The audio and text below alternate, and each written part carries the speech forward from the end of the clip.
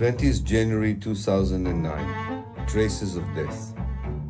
When the details of Gaza's massive destruction become known, my only reason to travel to Amsterdam will be to appear before the Hague's International Court. These words were ascribed by the Haaretz newspaper to an Israeli minister who prefers to remain anonymous.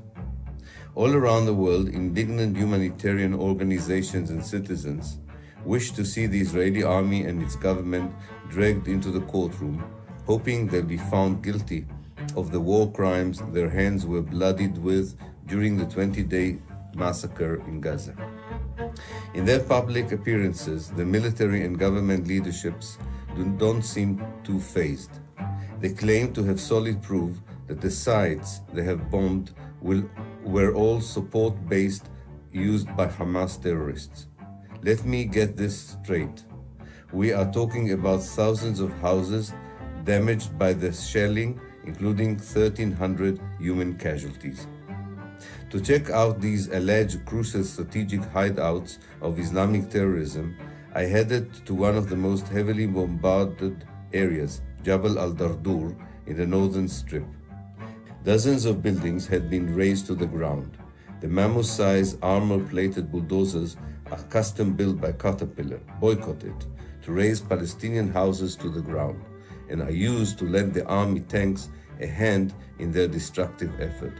Out there, I saw men and women rummaging through the rubble, looking for things such as an article of clothing, a few dust-coated school bags, or portrait photos of families in cracked frames.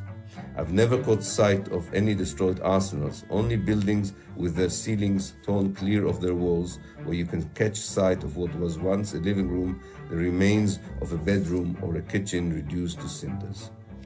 Abu Omar, a molecular biologist, has invited me to come and see what's left of his apartment.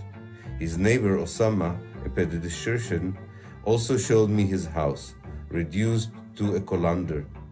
The propulsive power of the missiles splashed some debris from the nearby orange orchard onto the building.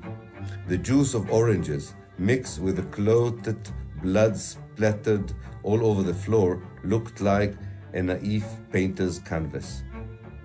An elderly man, his head wrapped in a kafiyeh, approaches us to ask Natalie, our Lebanese companion with the ISM, where she's from. Waving his walking stick in the air as if to draw a wide arc over the devastated landscape before us, he says, "Beirut and Gaza, same painting, same artist. Even Osama's pigeon coop hasn't been spurred by the shelling. His birds lie on the ground, as if defeated by a sky too heavy for their wings, as heavy as cast lead. They tried to defeat the Palestinian Air Force, or perhaps they thought these birds might be dispatch carriers for Hamas," I told the pediatrician, causing him to smile sadly. As we traveled in our broken-down taxi, we crossed routes with the United Nations Secretary General Ban Ki-moon. A long line of brand-new SUVs, all tinted windows and United Nations logos, darted through Gaza as if the earth shook beneath their tires. As it happens, this was actually the case until a few days ago. Wandering around the impossible puzzle of Jabal al-Dardur's ruins, I heard someone call my name. When I looked over my shoulder, I saw Abu Ashafra. I have attended his son's funeral when he was killed by a bomb last November, a month in which, according to Israel and the Western media, a ceasefire had been called. Abu Ashrafa had just lost another relative, and his house has been razed down to its foundations. They haven't left us a single head of livestock, a rock, or an olive tree standing. They are not human, he said, leading me to his olive orchard. Many trees, the centenary ones, have been torn down by Israeli bulldozers. It is as if they were trying to make up for not being able to erase lives that are impossible to uproot from their origins, their identity, and the burning desire for justice, surviving all destruction.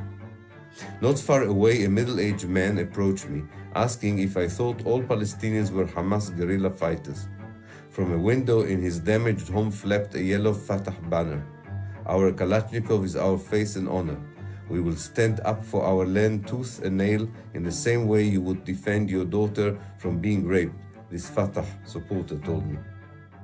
If Israel's objective was to isolate and rid the Strip of Hamas by dividing further a people already split by internal diatribes, then Israel has achieved the exact opposite of what it intended. The bombing has in part given Gaza back its national identity.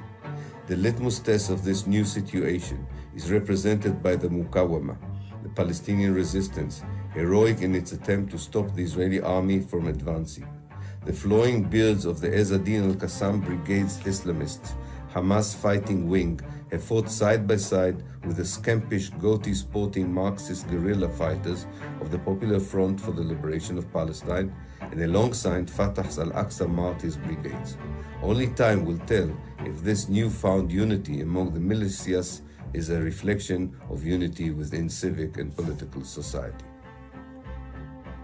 Leaving the lunar atmosphere of Jabal al-Dardur behind us, denuded of its buildings, we posed before a frowning child sitting atop a small pile of rubble, or what was left of his house's courtyard. We asked him what was going through his mind. In his simple words, he seemed to be saying that Hamas and its resistance were responsible for this catastrophe. So Fida, our ISM companion, took him aside in a motherly manner and briefly told him of their history. She spoke of soldiers marching into Rafah in 2004 and razing entire neighborhoods to the ground, exactly as it had happened here and now. Back then, there was no Hamas, and Fatah's leader Yasser Arafat was the designated terrorist, the number one enemy to dethrone and wipe away from Palestine. But rather than targeting Fatah's headquarters, even then the Israeli troops struck indiscriminately and killed dozens of civilians, razing Fida's house in the process as well.